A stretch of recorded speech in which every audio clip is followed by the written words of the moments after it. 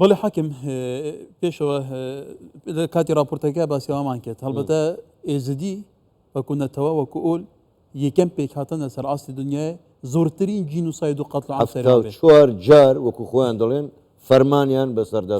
4 جار هەر ملەتێکی بە ئاساوارەتی و شینوارەتی نەمابوون. بەڵام مهمەکەی ئەوەیان لەوێ هەم زمانیان هەم کولتوریان هەم ئاینەکەی خۆیان پاراست طبعا و gelib axaxave girêdayne helbete temaşevanêja li ser astê civaka nêvdoletî jî hêkerwekî niha bêguman heftê û sê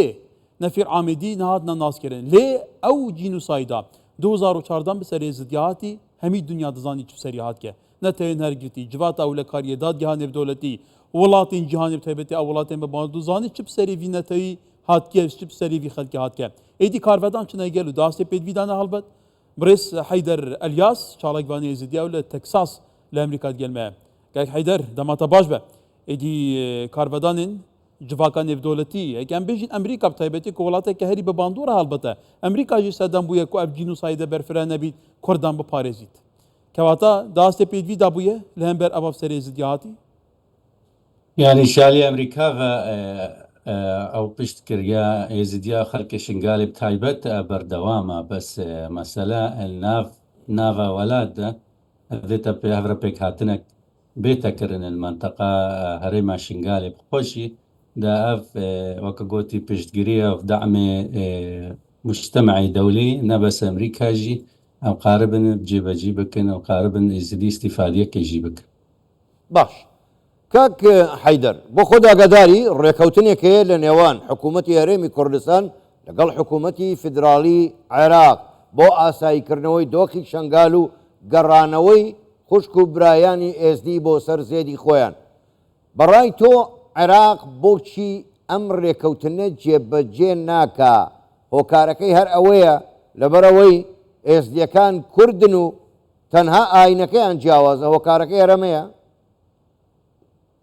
يعني او خطا او تقصير شرد حكومته حكومه عراق حكومه هرمجي هكا نكوكيك نزاعك سياسي هبه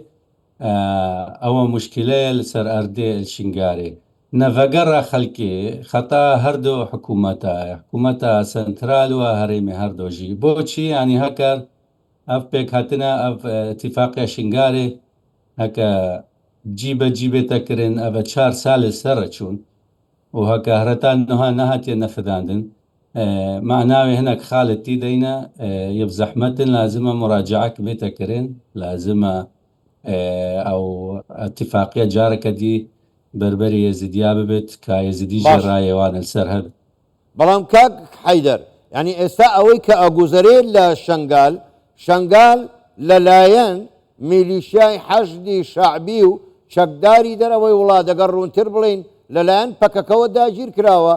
حکوومەتی عێراقیش هیچ هەڵوێستێکی نییە ئەوانیش ڕێ نادەن ئێزدیەکان بگەڕێنەوە ئەی چار چییە؟ مشكلة سياسية مشكلة نايا أي ميليشيات نا قوتك الشنغاري هي مشكلة سياسية هكا شار سربو مشكلة نبا بغداد وهريمي وهكر هردو حكومات رغبت هفت وبفن خلق فقرين ودست تشتاك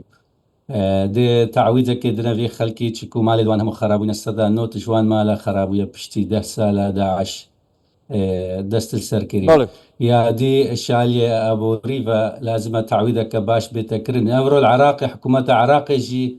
أفرو سدي بينجيش تعويضة دا هكر دا نزيكا 28,000 مالي عائلة شنغالي تعويض خود نفيسينا ونزيكا سدي سسي ورنقرتينا شوي سدي جي سدي بينجي كرينتنا يعني لازم تعويضك تايبت هبت هكا قربانية فرمان ابن افيك جوانا يا دي ندفت خدمة قداري زهب ابن الشنغاري نواكو بريا مالا بري 10 سالة رافي افرو بويا دسيمال خيزاني ازديا زيدا بوينا كوروكا دوان زوجينا ومال دوان العول تيرينا لكن شاليه تندرستيفا شاليه روشنبيريفا يعني خدمة قداري بشكل عام لازم بينا بجيب جيكرن الشنغالي زور باشا زور بريس حيدر الياس شالاكواني ازدي الراس ولا تكساس ولا قل ما بوي سباس بويو